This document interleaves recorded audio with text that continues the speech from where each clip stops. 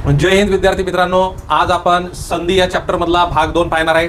त्याच्या आधी आपल्याला संधी या चॅप्टरची एकदा रिव्हिजन करणं खूप आवश्यक आहे। एकूण संधीचे प्रकार कोणते कोणते?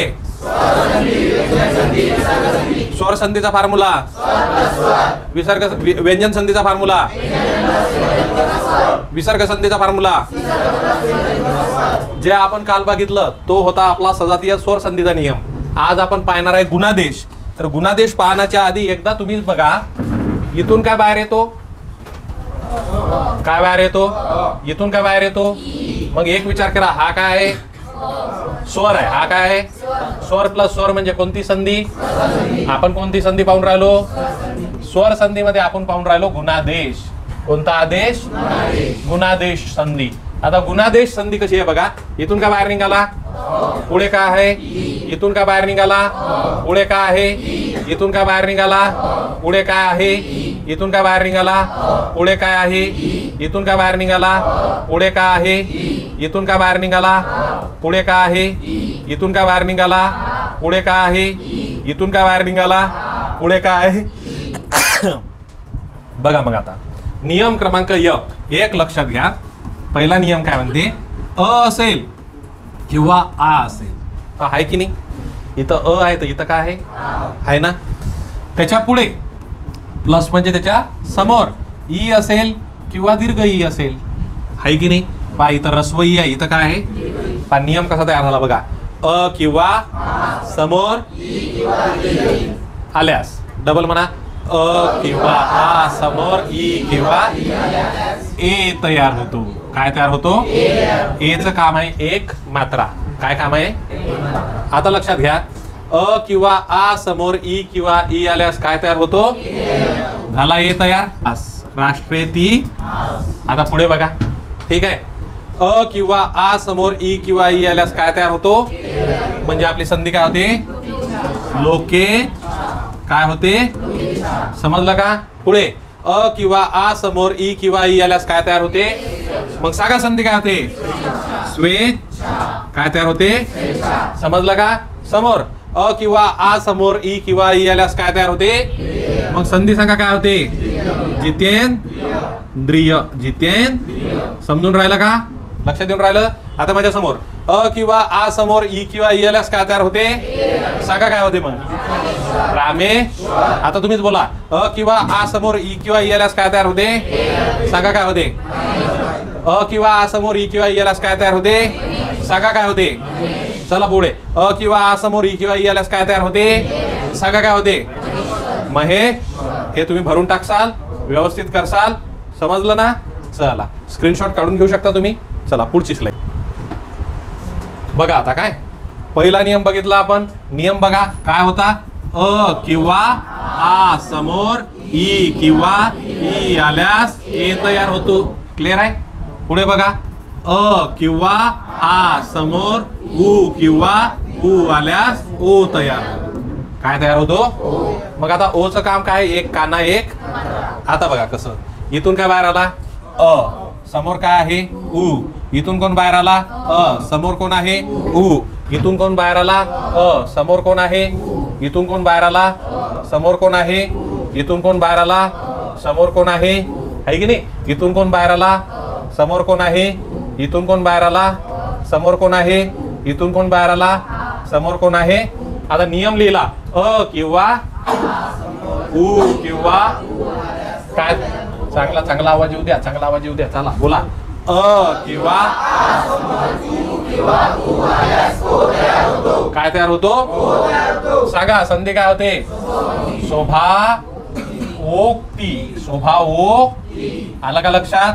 चला पुढे, अ किंवा उ किंवा, चला बोला संधी काय होते? हितोपदेश। कोणता उपदेश? हितोप।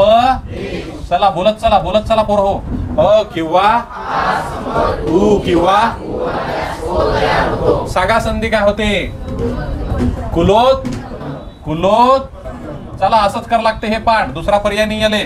कुलोत पण न। चला पुढे बोला, अ किंवा सांगा संधी काय होते?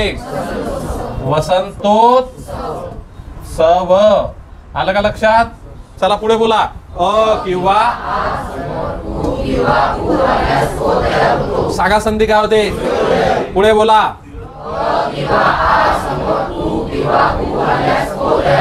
सागा संधी काय होते? सांगा.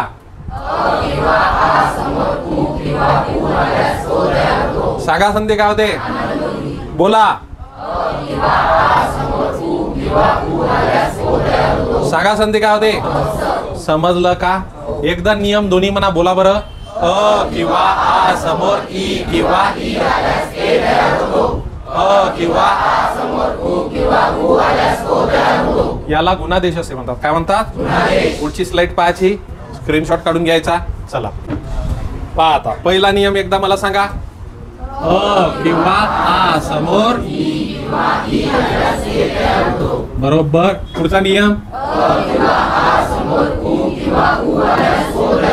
एक नंबर. पुढे बोला.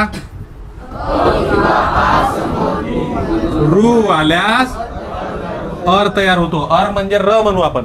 आणि हा जो र होता, हा र लिहिण्याच्या 4 पद्धती होत्या. मी तुम्हाला मागच्या वेळेस सांगितलं का नाही काय माहिती, पण डबल सांगतो तुम्हाला. र लिहिण्याच्या किती पद्धती आहे? आता र कसा लिहिला जातो? याला कंपित वर्ण म्हणतात. र ला कोणता वर्ण म्हणतात? कारण आपण असं व्हायब्रेशन होते की नाही, म्हणून याला कंपित वर्ण म्हणतात. जसं आपण जर प च्या असा लावला तर काय तयार झाला? आपण जर समजा महर्षी असा लावला तर झाला महर्षी तयार. त्यानंतर आपण जर समजा य आहे, य ला जर र लावलं तर काय तयार झाला? रॅ. असंच करतो आपण. त्याच्यानंतर आपण जर समजा ट्रक, आलं लक्षात? झालं ट्रक. मग किती पद्धतीने लिहिला आपण? मग मला सांगा तुम्ही, असा त आहे आणि त ला असा खालून रपार दिला तर काय तयार झाला? कुत्र. असंच लिहितो. आणि तो न तो वेगळा होता, त्याला त्र म्हणायचं, कारण त्याच्यामध्ये काय असतो? र. मग आता आपण हे र बद्दल पाहणार आहे. आता बघा, इथून काय बाहेर निघाला? पुढे कोण आहे? है की नाही? इथून कोण बाहेर निघाला? पुढे कोण आहे? इथून कोण बाहेर निघाला? पुढे कोण आहे? इथून कोण बाहेर निघाला? पुढे कोण आहे? इथून कोण बाहेर निघाला? पुढे कोण आहे? इथून कोण बाहेर निघाला? पुढे कोण आहे? चला नियम बोला. किंवा काय तयार होतो? सांगा बरं. संधी काय होते? ज्ञानर. बरोबर आहे. पुढे बोला. किंवा सांगा संधी काय होते? महर. पुढे बोला. सांगा संधी काय होते? राजर. पुढे बोला. सांगा संधी काय होते? पुढे बोला.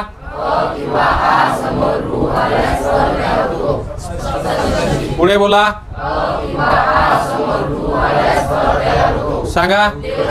पहिला नियम बघितला आपण सजातीय स्वर संधी. दुसरा नियम बघितला आपण गुणादेश. गुणादेश नियम कसा होता?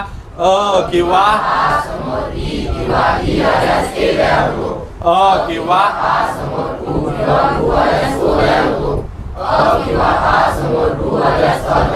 यालाच काय म्हणायचा? कोणता आदेश? मग आपल्या सजातीय स्वर संधीचा नियम सांगा. पहिल्या शब्दातील शेवटचा वर्ण ऱ्हस्व किंवा दुसऱ्या शब्दातील पहिला वर्ण दोघेही एकाच जातीचे असल्यास त्यांच्याबद्दल एकच दीर्घस्वर तयार होतो, त्याला दीर्घत्व किंवा सजातीय स्वर संधी असे. हे आपण आधी बघितलं. तुमचा पाठ आहे गुणादेश. किंवा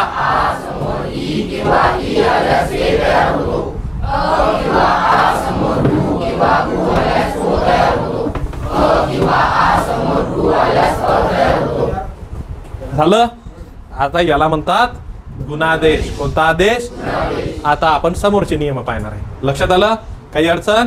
चला आता पुढे चला लक्ष द्या. आता पुढचा नियम कोणता आहे आपला? वृद्ध्यादेश. कोणता नियम आहे? आता लक्ष बोर्डकडे. इथून काय बाहेर आला? चला बोला. इथून काय बाहेर आला? पुढे काय आहे? पुढे काय आहे? इथून काय बाहेर आला? पुढे काय आहे? बस हे दोनच नियम पाहू आपण आणि थांबू. टेन्शन घेऊ नका. इथून काय बाहेर आला? पुढे काय आहे? इथून काय बाहेर आला? पुढे काय आहे? ऐ. इथून काय बाहेर आला? पुढे काय आहे? इथून काय बाहेर आला? पुढे काय आहे? इथून काय बाहेर आला? पुढे काय आहे? ऐ. इथून काय बाहेर आला? पुढे काय आहे? बोलत चला. इथून काय बाहेर आला? पुढे काय आहे? इथून काय बाहेर आला? पुढे काय आहे? ओ आहे ना बे, इथून बदलला आता. नियम क्रमांक 1 पा काय म्हणते, चला बोला माया पुढे. अ किंवा समोर ए किंवा ऐ आल्यास ऐस तयार होतो. काय तयार होतो? ऐचं काम आहे 2 मात्रे 1 काना. काय काम आहे? समजून राहिलं? मग आता बोला. अ किंवा काय तयार होतो? मग आपली संधी काय होईल? प्रजय कोणता क्य? चला चांगलं एकदम असं कडकडीत बोला. अ किंवा सांगा संधी काय होते? अरे बोला रे, तुम्हालाच बोलणं आहे हे. चला बोला.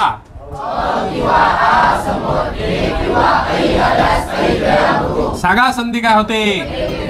एक एक काय होते? बोला.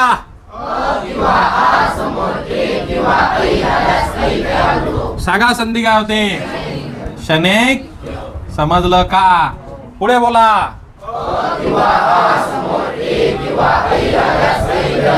सांगा संधी काय होते? जनैक्य. काय होते? पुढे बोला.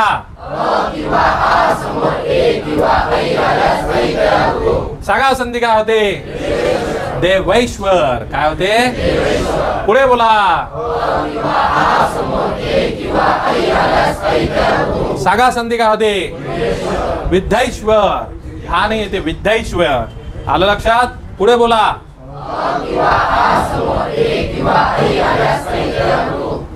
आता ओ आहे. आता ते ओ वाला आपण पुढच्या स्लाइड मध्ये बघू. समजलं का? आलं लक्षात?